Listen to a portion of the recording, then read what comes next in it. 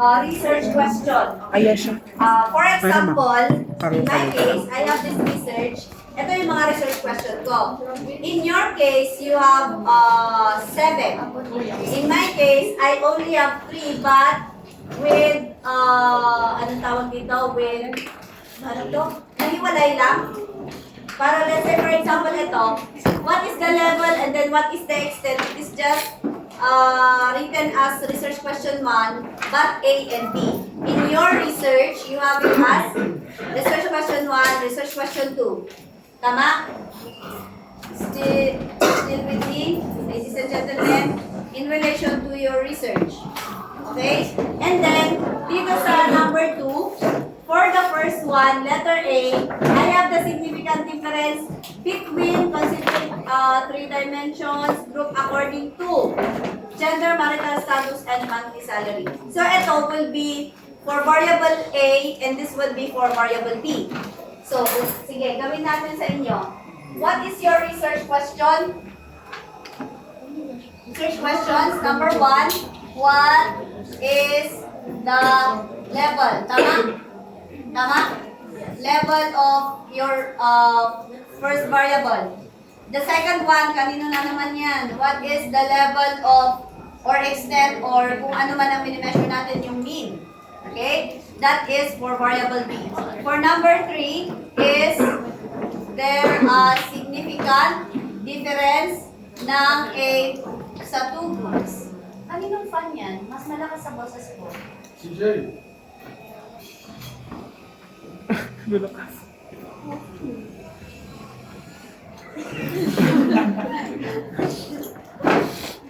Okay.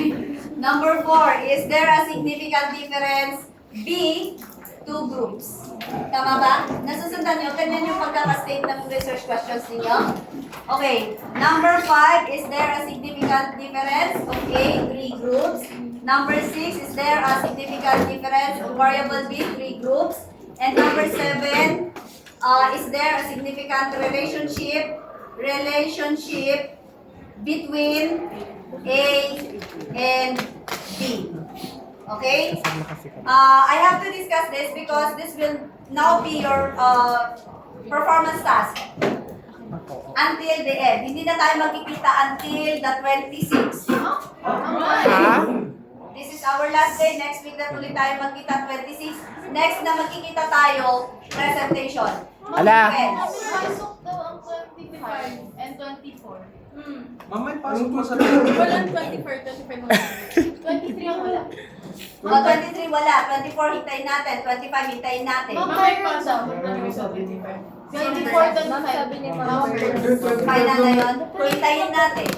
Kasi pupunta tayo sa 25, pupunta tayo saan? Ay, sa meme. Anong gagawin sa inyo? Ay, wait, hindi. Sinabi ko lang. We have an activity there commemorating the 40th anniversary of the EDSA Revolution.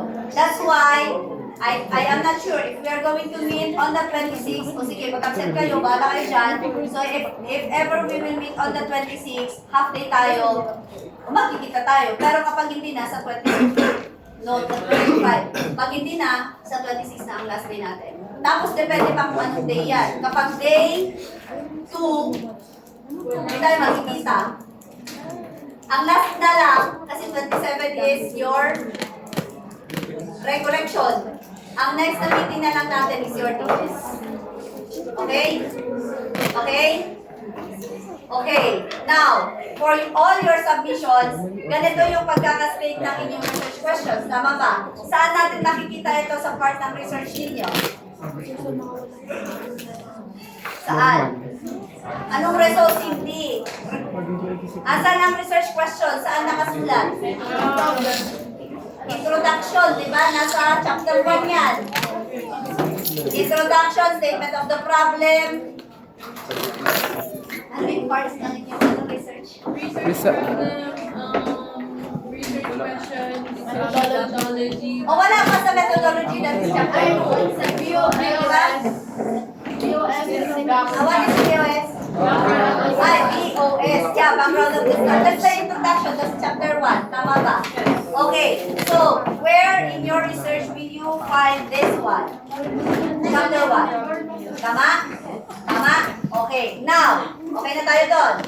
Now, let's go to your hypothesis testing, which will be submitted on Friday. Papalitan natin. Since I will not be here to accept your research on Friday, what are we going to do? We will submit online. Okay? Online. You can use the internet library on Friday for you to submit your output online. Handwritten. Instruction. Handwritten. Picturean ninyo. Ilang pictures yon? 6. Ano ang pipicturean ninyo?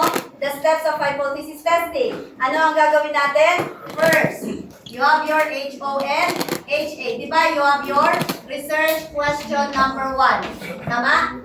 Research question number 1. Number 1, hypothesis. Number 2, your alpha, your tools, other given. Okay? Other given. Okay? Okay po. Next, step 3. What is step 3? Rejection. Rejection rule, rejection region, critical value, critical region, whatever. Number 4, computation. Computation. Tama? Number 5, decision. Tama?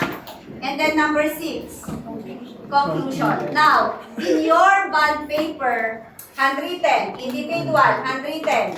Okay? Ano ang makikita ko sa isang bond paper, you will have this. Do not share this with those who are absent. Bahala sila sa buhay nila. Okay. So, ito yon. Ilang ganito ang makikita ko? 6. Oh, tama. 6 lang, kasi hindi pa natin na-discuss ito. So, 6 lang. Isa dito, 1, 2, 3, 4, 5, 6. Can you follow? Individual, handwritten. Except for the computation part.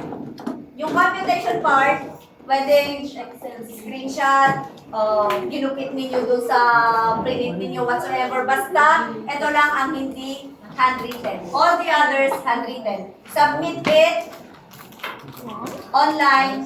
I will have the submission pin sa Google Classroom. Individual submission. Can you follow? Next. For those who will not follow, bahala kayo dahil hindi na ako mag-consider ha. Next. Per group. Per group. Typewritten. Where are you going to submit? The same submission bin pero hindi individual. You are going to submit it doon sa comment. So, ilang comment ang makikita ko? 4. 5. Why 4? 4 groups. Nakuha ninyo? 4 lang na groups ang makikita ko doon. And the representative will submit it there. Sa comment section, yung comment. So, makikita nyo din yung isasabit ng ibang groups. Ay. O nga no. Paano kayo malalaman? Baka i-open nila. Okay. When is this due? Friday. Ma'am, ano yung laman pang typewritten yan din? Oo. Ita-type. Kung ano ang isasubmit, kung ano yung ma-mark ko, ito yon, yung nasa comment. Let's say for example, I mark your the one submitted in the comment section as a group. Let's say as a group, your score is 30 out of 30, perfect. And then I will go to your individual output. Titingnan ko, malinis ba ang pagkagawa? Rush ba ang pagkagawa? Kung hindi, let's say for example, hindi malinis ang pagkagawa, handwritten na nga, pinicturean na nga, online na nga nag-submit, nakita ka na crumpled yung papel. Okay? -5. So what is your score? Individual? 25. 25 out of 30. Can you follow? Can you follow? Okay. So kung ano ang imamark ko yung nasa comment section, depende na yung individual section na maminus doon sa group score. Group score, no. Basta yung score ninyo doon sa group. Individual score in the group. Individual. Oh, kaya nga, di ba may group score kayo? Tapos may individual. Kung anong makikita ko doon, let's say hindi malinis. Pero dun sa person lang na yun. Yes, sa individual na. Hindi na, Basta ang basis ko is yung score. Let's say for example, your score there is 26. Tapos marumi yung papel mo. Kasi typewritten na yun eh. Yung isa, di ba, typewritten eh. Hindi naman nakikita kung malinis o hindi. Pero dun sa isa, madumi. Dun sa individual. So minus 5. What will be your score individual? 21 out of 30. Ang basis is yung group score. Nakuha ninyo? Yes, ma'am. Kailan ito group? Friday. This Friday. So I will give you time. If you want, you can go to the library to finish your output. Kasi may internet tayo doon. Okay po? Okay po?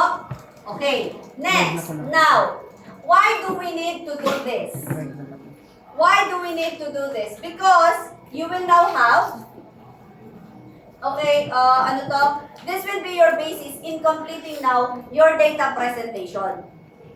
So for your data presentation, you will not include this in your paper. Okay? You will not include this in your paper. Ano ang idadagdag niyo sa paper? Pati yung Excel output, you're not going to include that in your results and discussion. So what are you going to do? First part, your data analysis, you have to show, do not take a picture. Bahala na si mga absent. Hindi ma'am para sa amin. Ma'am para sa amin. Ma'am, hindi namin promise. Promise! Hindi nga, bawal na. Hindi na picture sa kabila. No. No, sorry. Ma'am, i-memorize nila lahat. Huwag. Yan, Tawa ang mga cellphones. Seryoso ako, bawal yung picture ng output ko. Okay?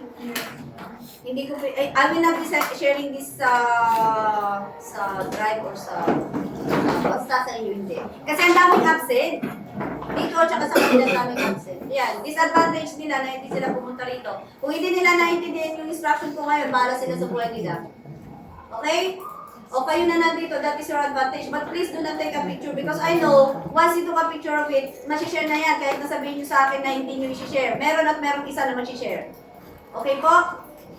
Okay? Okay, sige. Now, what are you going to do in your data presentation? Anong chapter na yon? Chapter 3, di ba? Data analysis, results and discussion, or kung ano man ang title ng chapter na yon. What will I see there? And Banggen also. Ang una is yung Cronbach's Alpha. In my case, I use 3 reliability tests.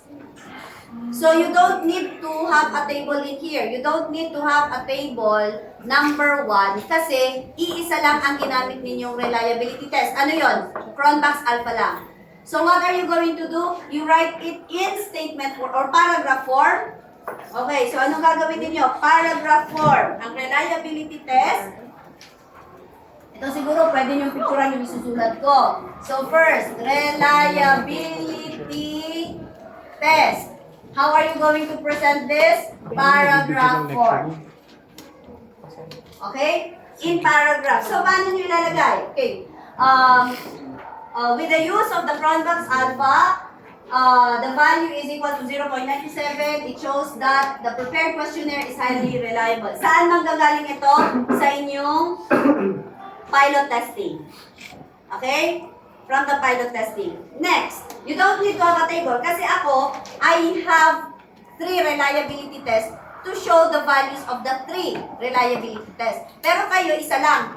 Kaya, bakit ka pa nag-table kung isa lang yung value na nandoon? Di ba? Kaya nga tayo nag-table para ma-summarize kung marami tayong, let's say for example, tool na ginamit, mga ganun.